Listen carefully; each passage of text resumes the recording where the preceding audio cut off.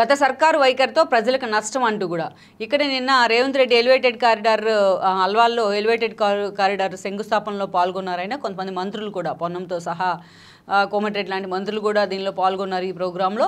అక్కడ ఆయన కొన్ని కామెంట్స్ చేస్తున్నారు. అప్పుడు ఏదైతే గత సర్కారు వైఖరితో ప్రజలకు నష్టం అంటూ కూడా మనం వార్తను కూడా చూస్తున్నాం.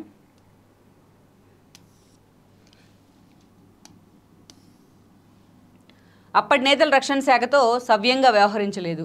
ఈ ఎలివేటెడ్ కారిడార్కి సంబంధించి ఏదైతే కేంద్ర ప్రభుత్వ పెద్దలతోనే ఆయన మాట్లాడొచ్చున్నారు. దాదాపు ఆయన ముఖ్యమంత్రి అయిన తర్వాత ఇప్పటికి 3 సార్లు ఢిల్లీ వెళ్ళొచ్చున్నారు.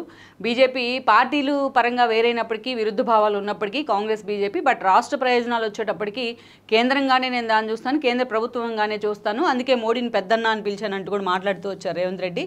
ఆయన చొరవతో కావచ్చు, గత ప్రభుత్వ హయాంలో బ్రేకులు పడ్డ వాటి అన్నిటికీ కూడా కొంచెం ఫ్లెక్సిబుల్గా వ్యవహరిస్తూ ఉంది బీజేపీ. అటు లోక్సభ ఎన్నికలు కావచ్చు, నిజంగానే రాష్ట్రాలతో సఖ్యతగా ఉందామన్న ఒక ఆలోచన కావచ్చు.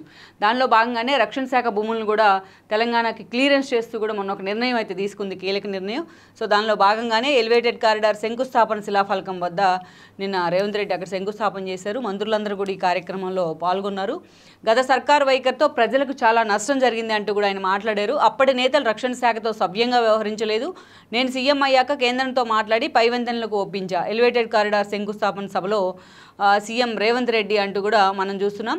ఏదైతే సికింద్రాబాద్ షామీర్పేట రోడ్డు మార్గంలో పొడవైన ఎలివేటెడ్ కారిడార్స్, అక్కడ రక్షణ భూములు ఉన్నాయి, వాటిని అన్నిటి కూడా రాష్ట్రానికి ఇచ్చేస్తూ నిన్న ఏదైతే బీజేపీ నిర్ణయం కూడా తీసుకుంది కేంద్ర ప్రభుత్వం. ఈ క్రమంలోనే ఈ కారిడార్కి ఆయన శంకుస్థాపన కూడా చేస్తున్నారు.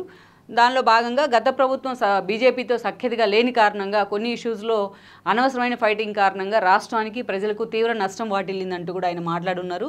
నేను సీఎం అయిన తర్వాతే ఈ విషయంలో మాత్రం నేను చొరవ చూపించాను, వాటిని రక్షణ శాఖ భూములను కూడా రాష్ట్రానికి కేటాయించేలా ఒప్పందం కుదుర్చుకున్నానంటూ కూడా రేవంత్ రెడ్డి మాట్లాడారు.